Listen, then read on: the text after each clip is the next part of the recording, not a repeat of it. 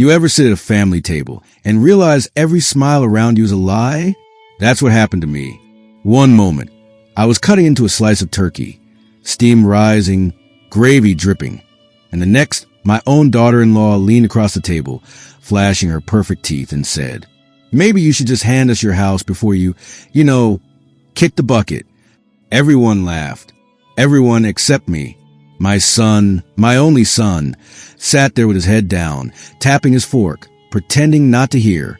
But I saw his hands, trembling, his jaw clenched. And that's when I knew this wasn't a joke. The envelope she slid toward me across the table, it wasn't a holiday card. It was a death sentence. My name already forged, my life already sold. And I swear to you, in that moment, with my chest tightening and my ears ringing, I wasn't thinking about betrayal. I was thinking about revenge. Mornings were always my safe place. The world outside could be loud, cruel, unpredictable. But in my little kitchen, I had control. The hiss of my old coffee pot, the nutty smell of beans grinding into powder, the sunlight stretching through the frosted window, painting gold stripes across the linoleum floor. I'd breathe it in, close my eyes, and think, maybe this day won't hurt. I button my flannel shirt, tug at the collar. My late wife, Marie, used to tease me, "You're the only man who irons flannel like it's church clothes." I smiled at the memory. She was gone 12 years now, but I still heard her voice in the quiet. That morning, I set out a tin of cookies, oatmeal raisin, her recipe, crisp edges, soft centers. I baked them for my son, Mark. He invited me to his holiday dinner. My only boy. I grabbed my coat, the wool one with patches at the elbows. People think I wear it because I'm broke. Truth is, I wear it because Marie sewed those patches. Every stitch her hands. That coat is memory stitched into fabric. The walk to Mark's place was long, cold. My boots crunched through thin snow. By the time I reached their street, gleaming SUVs, houses too polished, lawns trimmed to perfection, I felt like a stranger crossing a border. Mark's house stood tall, lights glowing in every window. The kind of place you'd see in a magazine. I knocked once before Jessica, my daughter-in-law. Threw the door open. She wore red silk, perfume sharp and expensive. Her smile didn't reach her eyes. "Well, look who finally made it," she sang. Come in. Hope you brought your appetite." Mark came from the kitchen. He hugged me, stiff, quick. "Dad." He said it like an obligation. I lifted the cookie tin. "Brought something for dessert. Your mother's recipe." Jessica snorted. "Oh, perfect. Raisins." Because nothing says holiday like old man food. She set them aside without opening the lid. We sat down to the table. The spread was impressive. Golden turkey, garlic mashed potatoes, rolls steaming in baskets. Crystal glasses reflected candlelight. It looked beautiful. For a second, I thought maybe I was wrong about the tension in their voices. Maybe tonight could be good. But then the digging began. Jessica carved a slice of ham and laid it on my plate. "So, still in that tiny house of yours?" "Yes," I said simply. She smirked. "You're really committed to that empty wallet lifestyle, huh?" Honestly, it's inspiring. Living like it's still 1975. A few polite laughs circled the table. Mark didn't look up. I tried to brush it off. Simple's always been enough for me. Jessica leaned closer, voice dropping. "Maybe too simple. Don't you ever get tired of scraping by?" Something heavy sat in my chest. Scraping by? She had no idea. No idea about the books I kept, the side jobs I worked, the quiet savings I built over decades. I wasn't rich, but broke? Not even close. Still, I stayed silent. Then it came. She slid an envelope across the table, as casual as offering a napkin. "Since you don't really have use for money, maybe you could sign these papers. Just a small adjustment to your will." My stomach turned. I opened it. The words blurred at first, then sharpened like knives. It wasn't a small adjustment. It was a full transfer of property. My home, my land, my possessions, every inch of my life. My hand shook. "What is this?" Jessica laughed lightly, sipping her wine. "It's just security. For the future." Houses lose value when they get old. You know, better to move things into younger hands while you still can. I looked to my son, Mark. He tapped his fork against his plate. Didn't meet my eyes. It's for the best, Dad. You're getting older. Let us handle things now. I felt my face heat. Handle what? Jessica leaned back in her chair, crossing her legs. Debt, taxes, upkeep. You've been slipping, haven't you? We're just trying to save you from yourself. I stared at her, and then at him, the boy I raised, the boy I gave everything to after his mother died. Baseball gloves, tuition, his first car. I'd worked double shifts to cover it all. And now, his eyes were glassy, his voice hollow. That's when the memories slammed back. 3 years ago, Mark borrowing $500 for car repairs. The car was fine. The money gone. 2 years ago, Jessica misplacing my credit card after grocery shopping. Charges for handbags and jewelry. Last year, Mark pressuring me to co-sign a loan. I said no, but the paperwork still showed up in my mailbox. My signature shaky and unfamiliar. I tore it up, pretended it hadn't happened. And now, this... Jessica pushed the pen across the table. Be a good dad. Sign. I shoved the papers back. No. The room froze. Jessica's smile shattered. Excuse me? I said no. My voice cracked like a whip. Mark finally looked up, his face red, jaw tight. Dad, stop being stubborn. Just sign the damn papers. I stood, chair scraping against the floor. My heart hammered. You want my house? My life? You'll have to bury me first. I turned for the door. That's when it happened. Mark's hand clamped down on my arm. Hard. His grip stronger than I expected. Almost desperate. His voice low, cracking. Don't make this harder than it has to be. The room tilted. My son, my flesh and blood, holding me like a criminal. I yanked free. You think I'm weak. You think I'll just roll over. You don't know me at all. And I walked out. The night air hit me, cold and sharp. My breath came in clouds. My legs shook. 3 blocks down, I knocked on a door. My neighbor, Ruth, she opened it, saw my face, and didn't ask questions. Just sat me down, poured cocoa, and waited. I looked at her, hands trembling around the mug, and finally whispered, They tried to steal my life tonight. I sat in June's living room, trembling, my palms pressed against my knees to keep from shaking.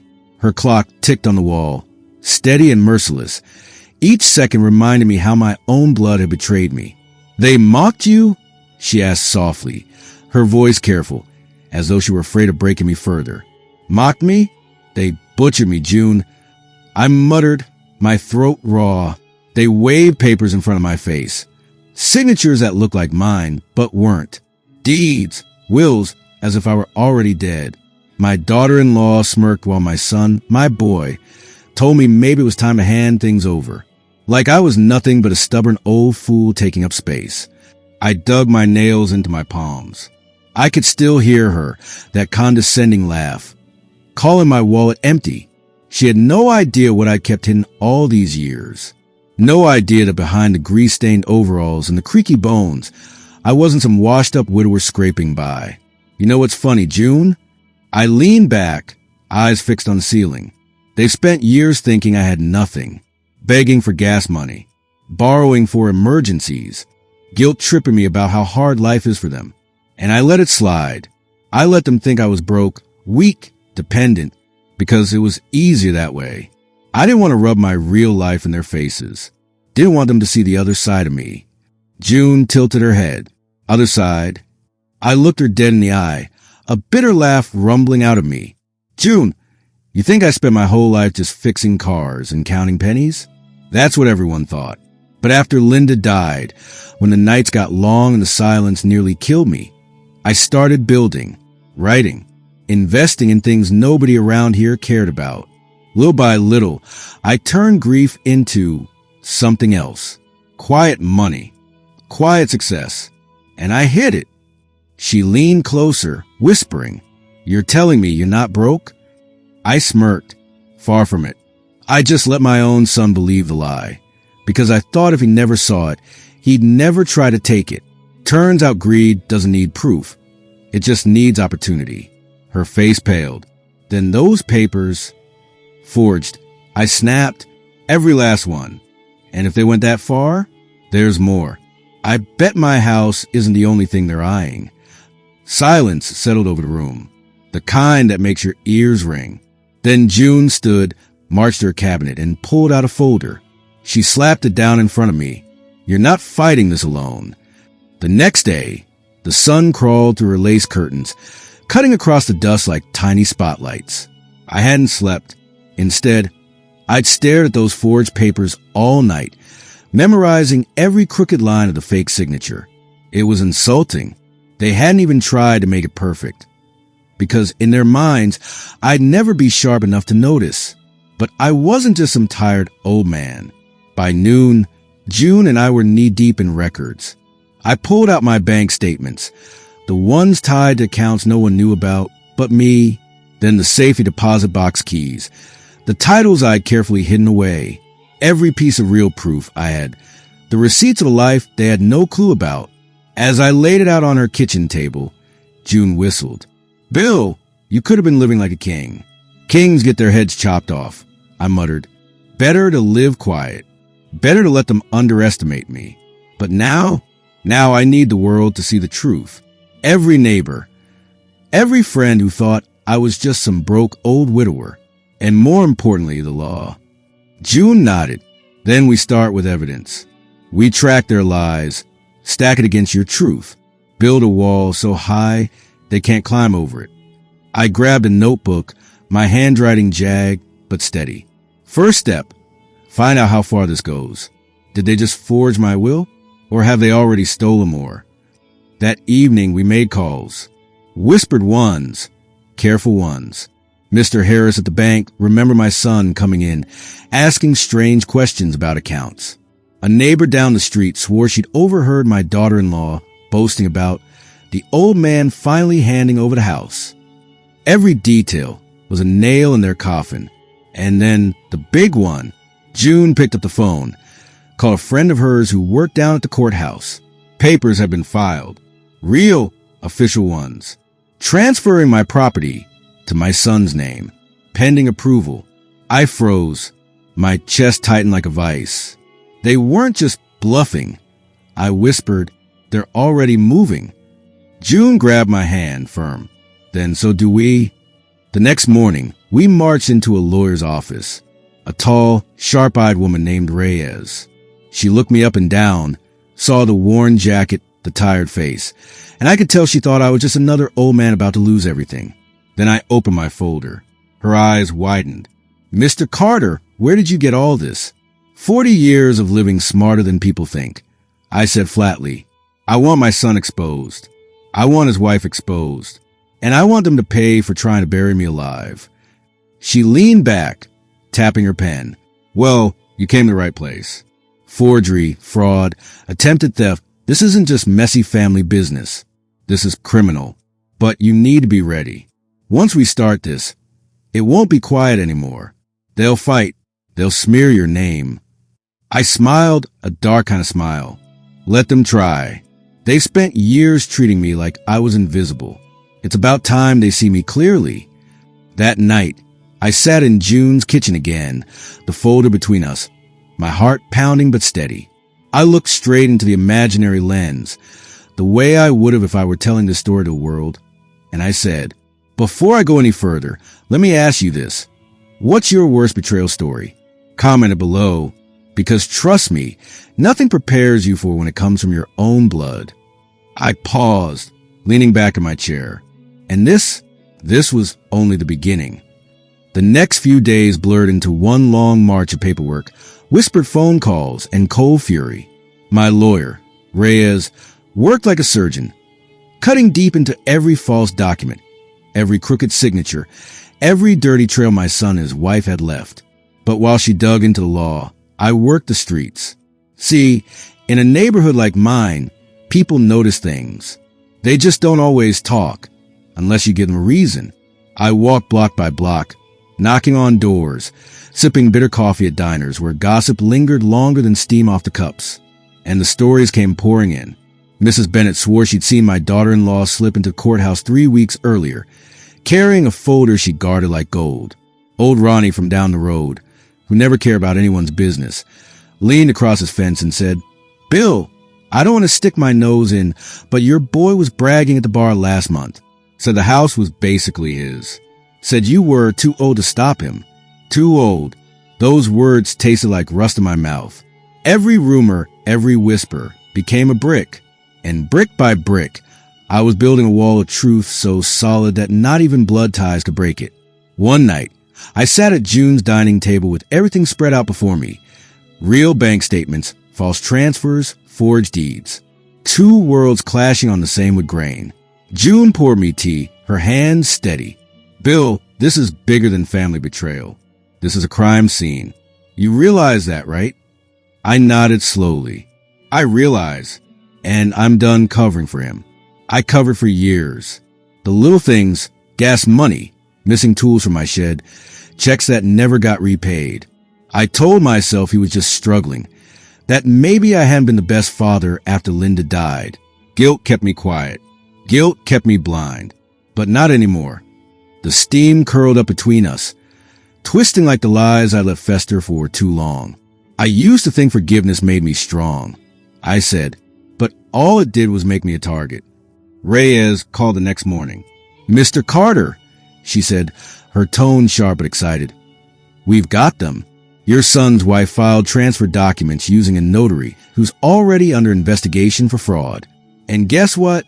That notary just flipped. He's naming names." I gripped the phone tighter. My pulse hammered. What does that mean? It means the police aren't just looking at forged signatures anymore. They're looking at conspiracy, fraud, theft by deception. This isn't family drama. It's a criminal case. And if you're ready to go all the way, they're ready to bring charges. I swallowed hard, staring out June's window at the snow falling in slow silence. "All the way?" I whispered. "Let's bury them with the truth." The investigation turned into a storm. Detectives came to June's house, flipping through documents, snapping photos, nodding at every inconsistency. They asked questions, and I gave answers I never thought I'd have to say out loud. "Yes, that's my son's handwriting." "No, I never authorized this transfer." "Yes, that's my actual signature, compared to the forgery." "Yes, I let him into my house. Too many times." Every word hurt like pulling teeth, because admitting it meant admitting I had let it happen, that I had ignored the red flags for years. But with every admission, I felt lighter, stronger, like I was shedding the chains of a lie I'd carried too long. And then came the confrontation. It wasn't planned, not at first. I was leaving the lawyer's office when I saw them, my son and his wife, walking out of the courthouse, smug as ever, clutching papers. My blood ran hot. For a second, I thought about turning away, letting the courts handle it. But something inside me snapped. I walked straight up to them. "Enjoying yourselves?" I asked, my voice low, steady. They froze. My son blinked, then forced a laugh. "Dad, what are you doing here?" "What am I doing?" I hissed. "What are you doing, son? Forging my name? Filing lies with the court? You think I don't know?" His wife sneered, stepping in close. "You're confused, old man.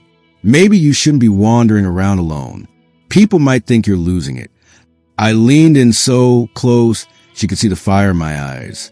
Funny, the police didn't think I was confused when they saw the evidence. The lawyers didn't think I was confused when they traced the notary back to you. And the neighbors? Oh, they're not confused either. Everyone knows. Their faces drained of color. My son opened his mouth, but no words came out.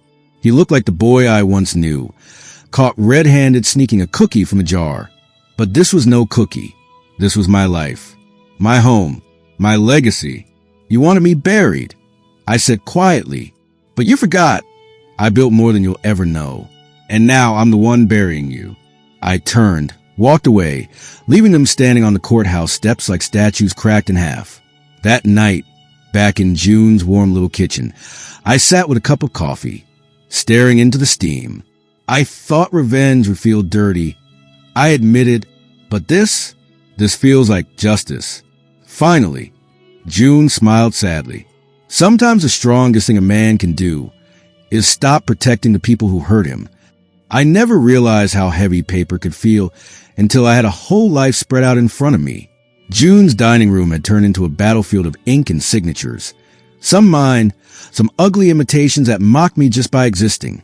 I picked up one page, the fake deed transfer, the strokes of my signature clumsy and rushed. I'd spent my whole career as a mechanic, signing invoices and receipts with a steady hand. And this was a child scrawl. But it was stamped, filed, official looking enough that if no one checked, it could have stuck. That was the first doubt that stabbed at me. What if no one cares? What if I'm too late? I sat back, rubbing my temples. The past 3 nights have been a blur of records and calls. But exhaustion makes a man weak, and weakness is where fear creeps in. Don't you quit on me, June said firmly, sliding a mug of coffee in front of me. Her hands didn't shake once. You hear me? You've carried this family on your back for decades. If you could raise that boy, you can sure as hell bring him down when he's acting like this. I wanted to believe her. The next morning, I drove into town. Chicago might have been the closest city, but our corner of the Midwest had its own rhythm, its own silence. The streets were lined with snow-dusted maples, little shops with faded signs, diners that smelled of bacon grease and burnt toast. And everyone knew everyone, which meant everyone had a story. At the diner, I nursed a bitter cup of coffee, pretending to read the paper, but my ears were wide open. Sure enough, the booth behind me buzzed with gossip. Heard Mike Carter and his wife are finally getting that old place. About time, huh? Bill's been holding on to it forever. Poor guy probably can't handle it anymore. Poor guy. Too old. Too weak. Those words twisted like knives. I turned, catching the waitress's eye. A young woman, maybe in her 20s. She glanced around, then leaned closer. You Bill Carter? She whispered. I nodded. My aunt works at the bank, she said quickly. Your son's been asking questions. About accounts. About balances. Said you were handing everything over soon. She thought it was strange, but, well, you know how people talk. I thanked her, slipped a tip under my plate, and walked out with my jaw set. Everywhere I went, I picked up more threads. My son had been laying groundwork for months, smiling in church pews, telling neighbors I was finally ready to rest. His wife had even dropped hints about remodeling their new house. It wasn't just greed. It was a performance. A lie dressed up so pretty that people didn't even think to question it. But the hardest part? Facing my own doubts. I sat in my truck outside the courthouse one afternoon, gripping the steering wheel until my knuckles went white. My reflection in the windshield looked every bit of my 70 years. The sagging cheeks, the tired eyes, the lines carved deep from years of work and grief. What if they're right? What if I am too old? I thought about Linda, my wife, long gone now. She used to tell me I carried too much on my own shoulders, that I never let people see what I was really capable of. You hide your strength, she once said, because you think it'll scare people. But one day, Bill, you'll need to show it. And when you do, they won't know what hit them. I clenched the wheel harder. Maybe that day had finally come. The investigation deepened. Reyes, my lawyer, pulled property records, showing me how my son's wife had filed false affidavits with a notary already blacklisted. June kept digging through the neighborhood grapevine, collecting scraps of truth, and I found something else. In my garage, behind old boxes of tools and oil rags, I dug out a battered tin box. Inside were journals, decades of notes, investments, checks I'd written to myself. The secret life no one knew about. Every entry was proof that I wasn't broke, that I wasn't some frail old man at the mercy of his children. I flipped to a page from 15 years ago, bought into local developer stock, risky but promising. And another from 10 years back, property rental income steady. Don't tell Mike. Don't tell anyone. I laughed bitterly. Even then, I hadn't trusted him. And I was right. Still, The doubts clawed at me. One night, June found me staring at the forged deed again, shoulders slumped. What if I lose? I muttered, what if they're smarter than me? What if the court believes them? She slapped the table, startling me. Bill Carter, you listen to me. I've known you 30 years. You built a life out of nothing but grease and grit. You buried a wife, raised a boy, kept your head down while building a fortune no one even knew about. You think some spoiled brat and his shallow wife are smarter than you? No, they're louder. That's all. And it's time you drown them out with the truth. Her words lit a fire in me I hadn't felt in years. I leaned forward, gripping her hand. Then we fight, all the way. The next day, I walked into the courthouse records office, chest high, folder in hand.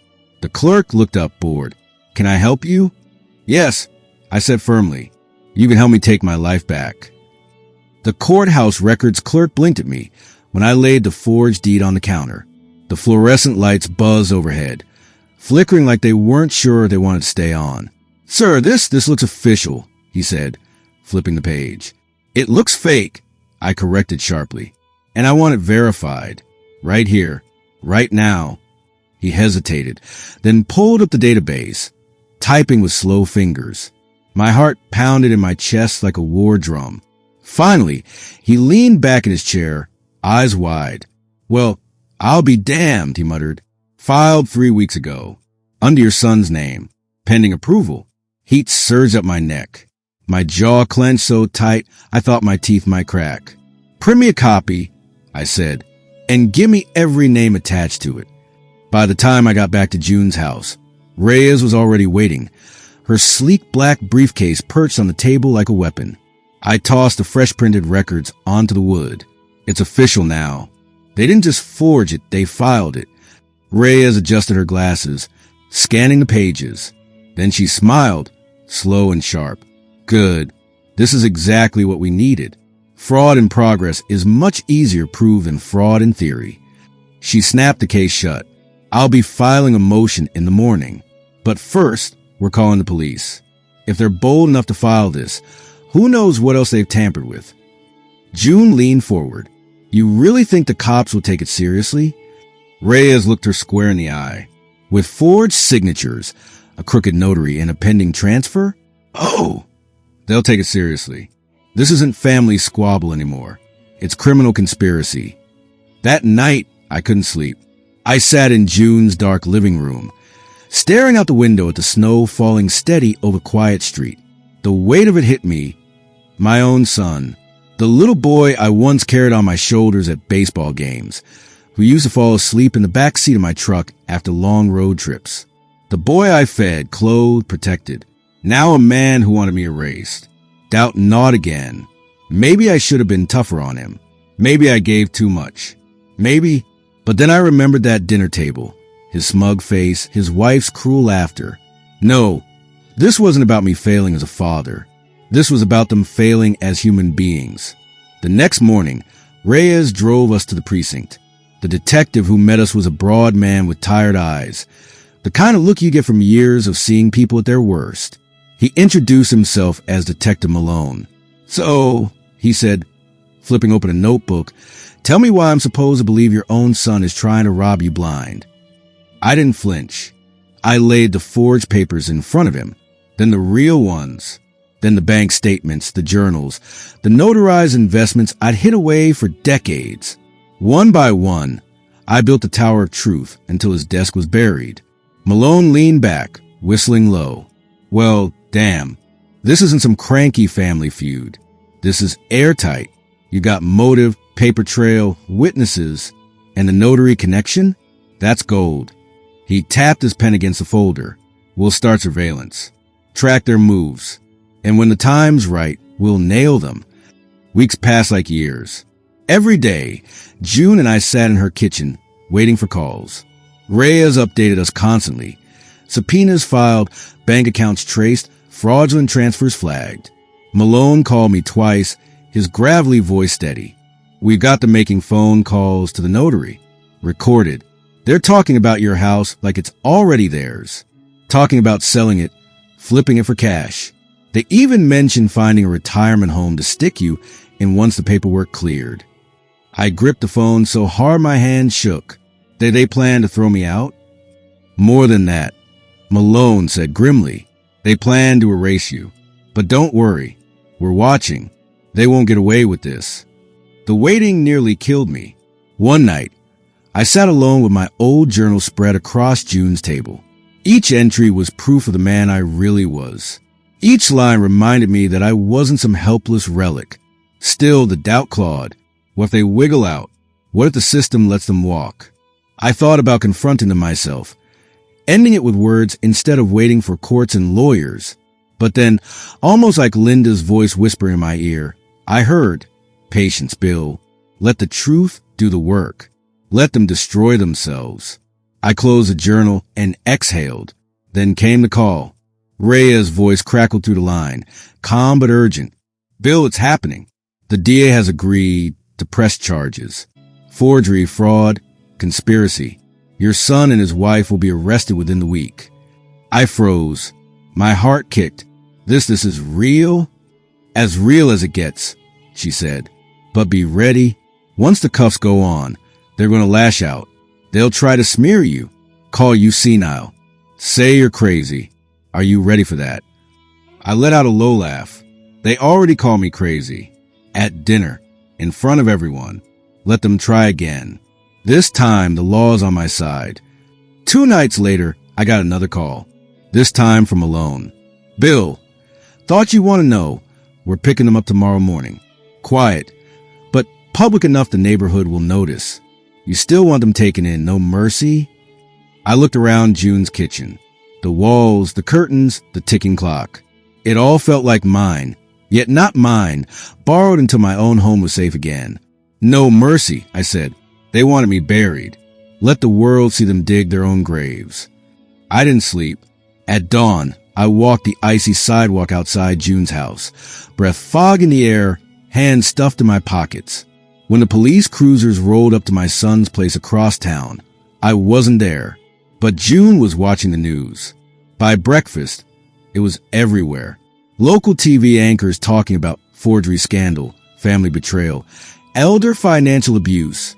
Mugshots of my son and his wife flashed across the screen.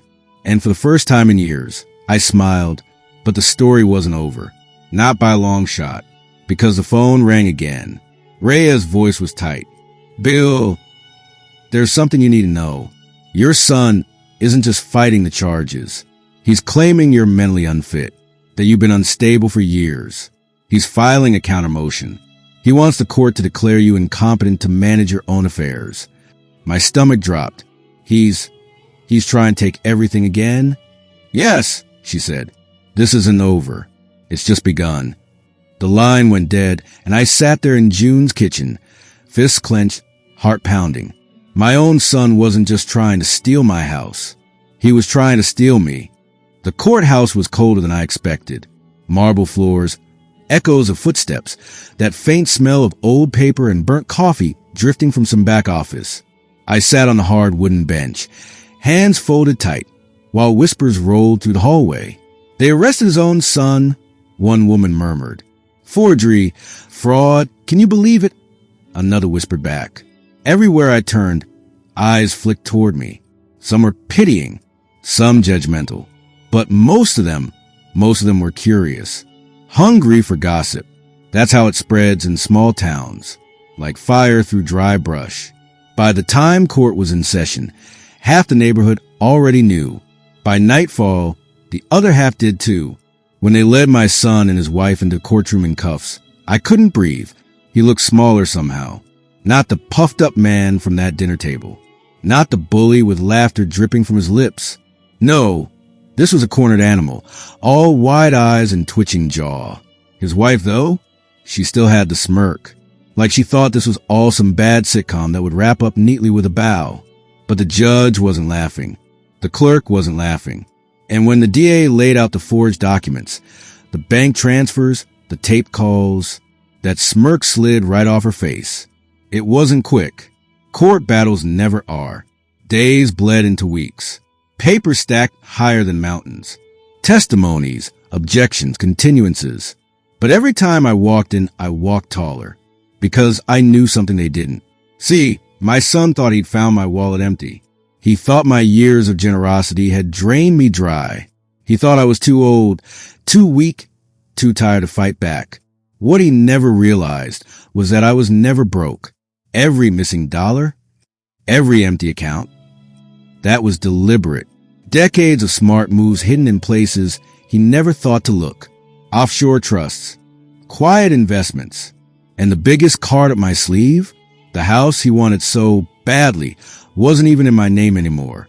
I'd signed it into a living trust years ago after Linda passed. He wasn't stealing from me. He was stealing from a ghost. The day the foreclosure notice hit their mailbox, not mine, I almost felt sorry. Almost. Neighbors saw it. Whispers turned to shouts. Did you hear? The golden couple lost their home. All that talk, all that boasting, and now look. Turns out the old man wasn't so crazy after all. Everywhere they went, people stared. Bankers turned cold. Friends stopped calling. Even their lawyer dropped them once the evidence piled too high. Slow, painful, public. That was their downfall. Not one dramatic explosion, but a slow suffocation. The kind you can't escape from because everyone you meet knows the truth. But for me, it wasn't joy. Not really. Sitting in that silent courtroom, listening to the sentence read, I felt the crack in my chest open wider. That was my boy, my blood, the child I once carried to bed when he was too tired to walk. The man who now looked at me with venom in his eyes, like I was the enemy. It broke me, and no amount of revenge could sew that back together. I left the courthouse with my head high, but my heart heavy. Back at my house, the house that was finally safe, I walked through every room slowly. Dusty sunlight filtered through the blinds. The garden outside was wild, untended, but alive. I went out, dropped my knees in the soil, and began pulling weeds. With every root ripped free, I felt something loosen in me too. Weeks turned to months. The trial was over. The charges stuck. My son and his wife had nothing left but whispers and debts. And me? I rebuilt. The garden bloomed again. I fixed the shutters, repainted the porch. The old piano, Linda's piano, finally got tuned. And from my not-so-empty wallet, I started something new, a scholarship fund in her name, for kids who wanted music but couldn't afford lessons. The house wasn't just a house anymore. It was a legacy. The last time I saw my son, he wouldn't even look me in the eye, just muttered curses under his breath as the bailiff led him away. And maybe that's the part that stings the most. Not the theft, not the betrayal, but the silence where love used to be. Still, as I locked my gate that evening, garden blooming behind me, neighbors waving from across the street, I realized something. They tried to bury me, but they forgot I was the seed. What do you think, folks? Was that revenge sweet enough, or did I let him off too easy? Comment below with the worst betrayal you've ever seen and how you'd serve your revenge.